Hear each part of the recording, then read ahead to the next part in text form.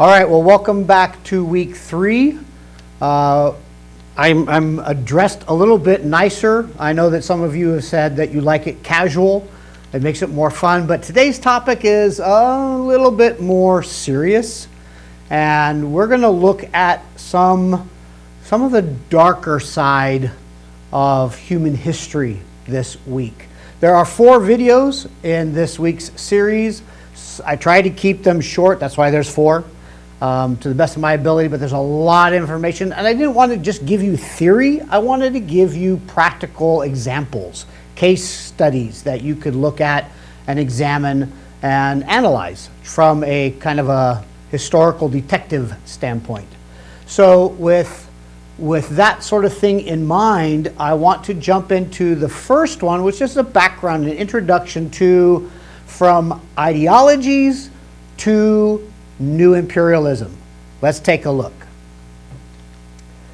In previous videos, we've spoken about kind of the empire, the imperialism, the colonialism, Britain going into India and things like that, into Australia.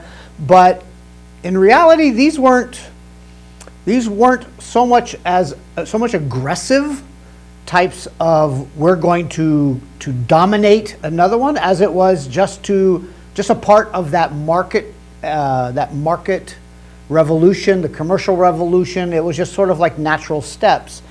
But as we get into the 1850s, 1860s, even into the first part of the 1870s, this idea of expansionism and growing and hitting all these different establishing colonies in different parts of the world sort of takes a drawback. People are looking more inward. Countries are kind of building up that nationalism that we talked about before, looking to how do we make our home secure, more self-reliant, our resources, our supplies, our food, our military, our finances, how do we keep that strong? So it was during this 20, 30-year period, the powers that be, the big powers, the big dogs, sort of take this step back.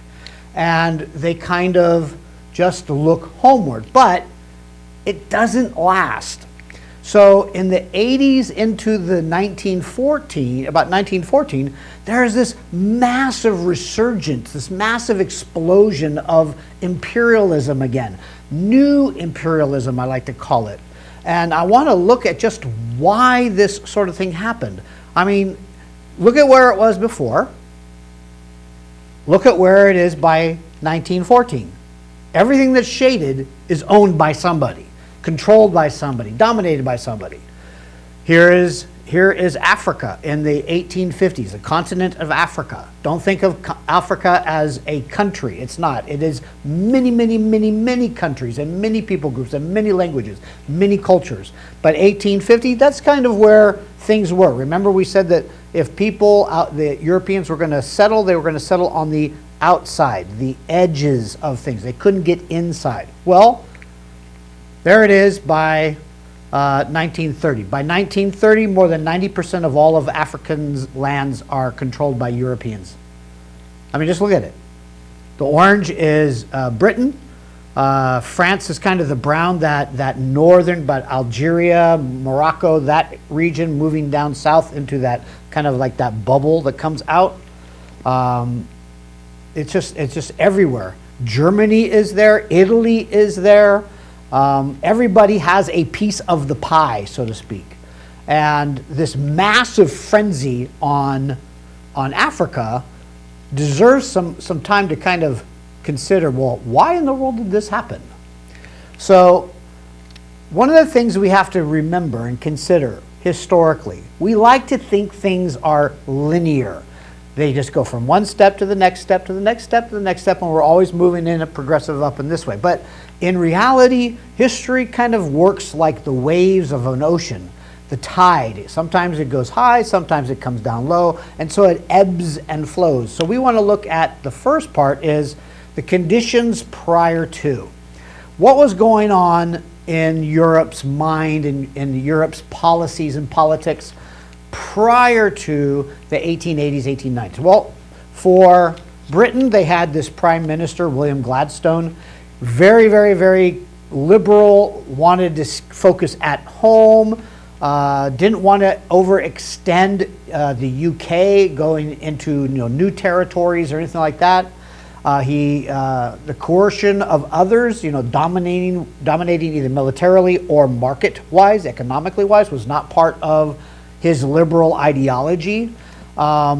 He wanted to move things more towards a independent sort of running of government, like Canada, Australia, New Zealand. These things at this time, these regions that were under Britain control, sort of went back to the people in those regions. They became more self-rule. They had a little bit more autonomy. They still gave homage back to the UK, but for the most part, they were running on their own. It wasn't so much Britain controlled or Britain dominant. France, same thing. They suffered huge defeats in Mexico. They decided that they wanted to go down to Mexico and make it another colony, another territory. Didn't work. They ended up being defeated by the new German Empire. Remember the Franco-Prussian War?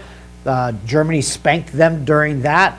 They had this big Paris Commune chaos riots in the 1871. That was pushed down. And Napoleon was defeated. He was just Napoleon III, that is. He was defeated, and we have a new republic that has risen up in France. France is not in any place or any shape to be, expanding. They need to get their act together. They have to focus back at home. So they're not doing anything. Germany. Well, what about Germany? You all know this guy. This is Otto von Bismarck. After the unification of Germany, the focus went homeward. Remember, Bismarck was the one out there creating all these wars with all of his neighbors so that he could bring all of the lands, the Germanic kind of lands, together into one unified country. And he does it, and after he's done, it's like, okay, I can sit down. Now it's time to build up our forces, build up our infrastructure and our government. We got to take care of our people. But he wants to establish Germany, this new Germany, as a strong European power. That means he's got to focus inward. He's got to get his factories up, his manufacturing, production. He's got to get his trade. He's got to get his economics together. He's got to get his schooling and traditions together, or the education, the traditions that are taught in the educational systems. He's got to get all that in place. So he's kind of taken a hold back. He's pulled back and says, no, we're not going to go anywhere.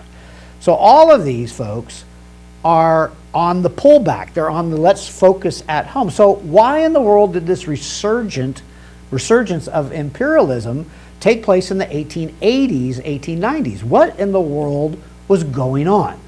What was happening? Well, that will be the topic of our very next video. So go get a snack, get a drink, come right back. See you soon.